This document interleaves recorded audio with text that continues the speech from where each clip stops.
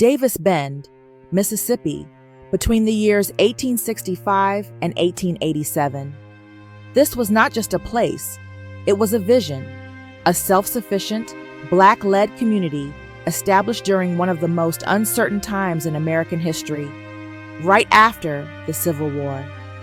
Davis Bend was originally part of the plantation lands owned by Joseph Davis, older brother of Confederate President Jefferson Davis. Joseph had a curious, paternalistic philosophy. He believed that if Black people were treated humanely and given incentives, they could manage themselves. So before the Civil War, he allowed some of his enslaved workers to operate with a degree of autonomy, managing crops, running businesses, and even keeping part of their profits.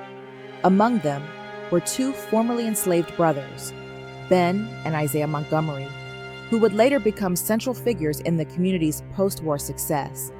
When the war ended in 1865, Joseph Davis sold the land at low prices with favorable terms to the very Black people who had once been enslaved there. This land transfer laid the foundation for Davis Bend to become a thriving all-Black cooperative settlement.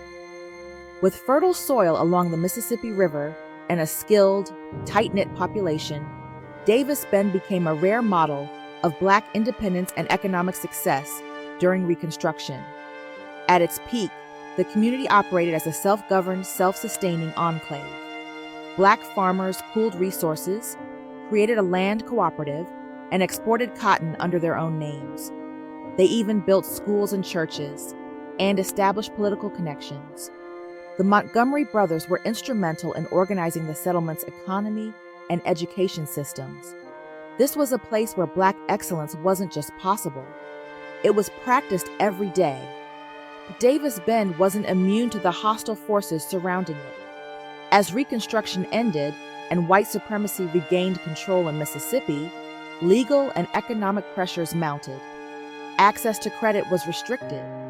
White planters and banks manipulated the cotton market. And in 1878, after flooding and mounting debt, the community began to collapse. By 1887, most of the land was either sold or repossessed. Still, Davis Bend left a legacy. It proved, without question, that Black people could govern, build wealth, and uplift each other when given the opportunity. And Isaiah Montgomery would carry that vision forward, founding Mound Bayou in 1887, another all-Black town rooted in the ideals first practiced at Davis Bend.